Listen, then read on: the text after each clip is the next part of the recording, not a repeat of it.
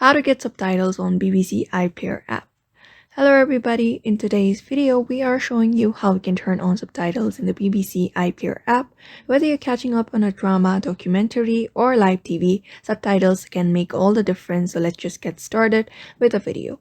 First of all, head over and open up the BBC iPlayer app on your device and choose the show, movie or live program you want to watch and hit play. Just go ahead and choose one of the shows, and once the video starts playing on your screen, you're going to tap the screen to bring up the controls. Look for the small speech bubble icon or sometimes an # symbol, usually in the bottom corner of the screen.